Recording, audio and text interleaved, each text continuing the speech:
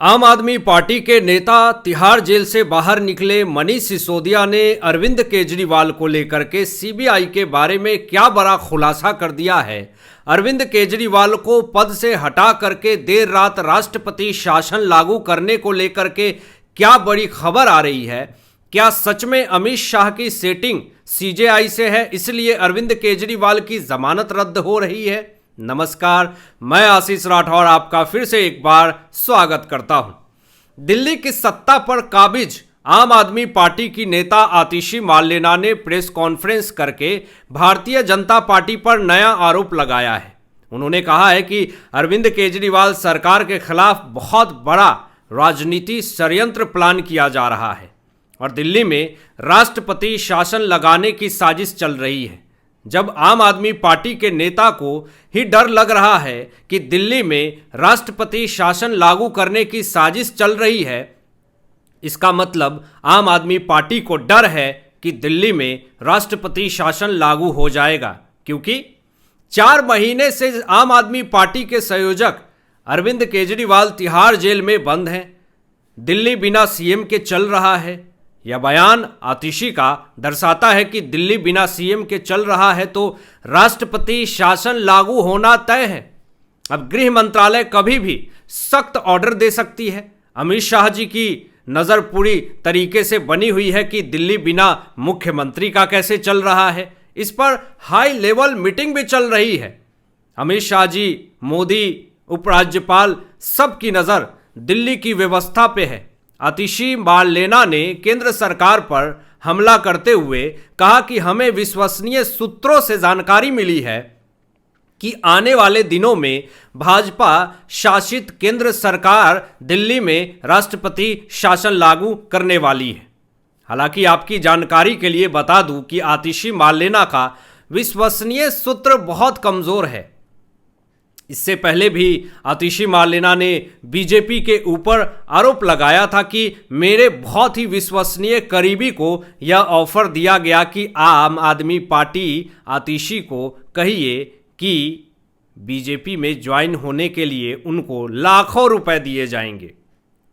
जब बीजेपी ने इस बयान पर एक्शन लिया और मानहानि का केस कर दिया आतिशी मार्लेना पे, और बीजेपी ने कहा कि आप कोर्ट में साबित कीजिए कि आपको भाजपा के कौन नेता ने आपका विश्वसनीय करीबी को यह ऑफर दिया कि आप बीजेपी में शामिल हो जाइए। आपको फ्री में ना ले, पैसे दे करके हम क्यों बीजेपी में आपको ले। बीजेपी की तरफ से यह बड़ा स्टेटमेंट आया। अब बड़ी खबर यह है कि जिसके ऊपर करोड़ों रुपए के भ्रष्टाचार का आरोप है, जिस पार्टी का मुखिया जेल के सलाखों के पीछे 4 दीवारी में दिन गिन रहा है, जमानत पाने के लिए वो भी हम ऐसे पार्टी के मंत्री को क्यों अपने पार्टी में शामिल करेंगे।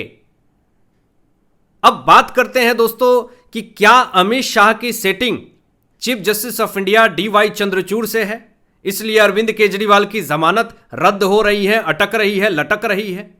ऐसी अफवाह फैलाई जा रही है विपक्षियों की तरफ से।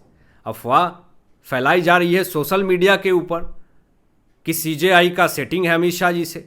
आपको बता दें कि अमित शाह ने कभी भी अरविंद केजरीवाल के केस को लेकर के बात नहीं की चंद्रचूड़ जी से। अरविंद केजरीवाल के वकील अभिषेक मनु सिंघवी साबित नहीं कर पा रहे हैं कि कोर्ट में कि अरविंद केजरीवाल बेगुनाह हैं। दलील नहीं दे पा रहे हैं आप, और कह रहे हैं कि सीजेआई का सेटिंग है अमित शाह जी से। आप सबूत नहीं पेश कर पा रहे हैं और उल्टा चोर कोतवाल को डांट रहा है। अब आम आदमी पार्टी के तरफ से बयान आता है कि भाजपा और सीबीआई अरविंद केजरीवाल को जेल में रखने की साजिश रच रही है। अब इतना बड़ा आरोप तो लगा दिया आतिशी मार्लेना ने और मनीष सिसोदिया ने प्रेस कॉन्फ्रेंस करके, लेकिन यह साबित नहीं कर पाए आम आदमी पार्टी के मंत्री कि कैसे बीजेपी और सीबीआई मिलकर के अरविंद केजरीवाल को जेल में रखने की साजिश रच रहे हैं। अब दोस्तों आपको बता दें बड़ी खबर कि दिल्ली विधानसभा चुनाव आने वाला है और आम आदमी पार्टी के मंत्री यह साबित करना चाहते हैं कि बीजेपी और सीबीआई मिलकर के जेल में रख रही है जबरदस्ती अरविंद केजरीवाल को, ताकि दिल्ली विधानसभा चुनाव में जनता के तरफ से, दिल्ली की जनता के तरफ से थोड़ी बहुत सहानुभूति मिल सके। मनीष सिसोदिया ने कहा कि सीबीआई अरविंद केजरीवाल को जेल में रखने के लिए भाजपा के निर्देश पर कठपुतली की तरह नाच रही है। आप खुद को कोर्ट में साबित नहीं कर पा रहे हैं कि हम बेगुनाह हैं, आपके पास दलील नहीं है, सबूत नहीं है, और चले हैं आप सीबीआई और बीजेपी के ऊपर सवाल उठाने और सीबीआई के जांच के ऊपर सवाल उठाने। पहले खुद को यह साबित आप कीजिए कि आप बेगुनाह हैं। पहले सबूत जज साहब को दिखाइए, फिर आप प्रेस कॉन्फ्रेंस करिए। आतिशी ने दोस्तों ये भी कहा, बड़ी खबर, कि मैं भाजपा को बताना चाहूंगी कि वे चाहे जितनी भी कोशिश कर लें, अंततः सत्य की जीत होती है। हमने मनीष सिसोदिया के मामले में देखा कि सीबीआई और ईडी के सर्वोत्तम प्रयासों के बावजूद उन्हें सर्वोच्च न्यायालय से राहत मिली। जानकारी के लिए आतिशी मार्लेना जी को बता देना चाहता हूं, मनीष सिसोदिया को जमानत मिली है, क्लीन चिट नहीं मिला है, हल्की राहत मिली है। वह भी विधानसभा चुनाव आने वाले हैं इसलिए। अब 30 लाख के मुचलके पर जमानत मिली है, 24 घंटे लाइव लोकेशन ट्रेस हो रहा है आपका, आप कहाँ जा रहे हैं, किससे मिल रहे हैं, किससे बात कर रहे हैं, आपके फ़ोन नंबर भी ट्रेस किए जा रहे हैं। पासपोर्ट जब्त है, सप्ताह में 1 दिन जा करके पुलिस थाने में आपको हाजिरी लगानी है। आप राज्य से बाहर नहीं जा सकते हैं।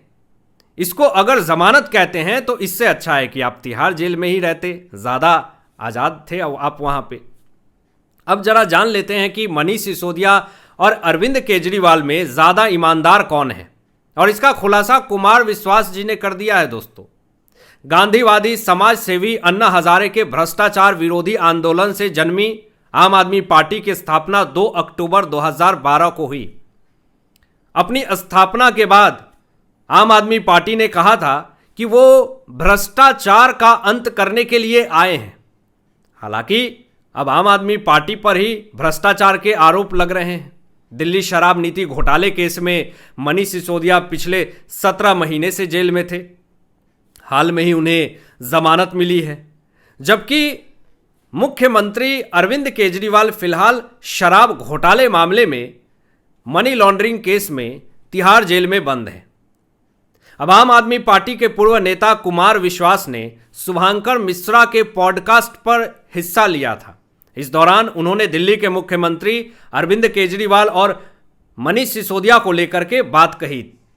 अब इस पॉडकास्ट में शुभांकर मिश्रा ने कुमार विश्वास से सवाल किया था कि अरविंद केजरीवाल और मनीष सिसोदिया में कौन ज़्यादा ईमानदार है। अब इस सवाल का जवाब देते हुए उन्होंने कहा, मैंने दोनों को बता दिया कि दोनों चुट्टापना ना करो। तो उन्होंने कहा कि तू निकल ले यहाँ से। उसके बाद मैं वहाँ से निकल लिया। अब इस बात को कोर्ट जाने और जज जाने। इसी बीच शुभांकर मिश्रा ने उनसे कहा कि अच्छा हुआ ना, वरना शायद आप भी तिहाड़ से वापस लौट रहे होते। इस पर कुमार विश्वास ने कहा, तिहाड़ जाना या जेल जाना कोई खराब बात नहीं है। लोक मंगल के लिए अगर जेल हो रही है, जनता के कष्ट निवारण के लिए जेल हो रही है, सत्य की रक्षा के लिए अगर जेल हो रही है तो ठीक है, लेकिन ये चोरी चकारी दारू के घोटाले के लिए अगर जेल हो रही है तो ये नीचताएं हैं।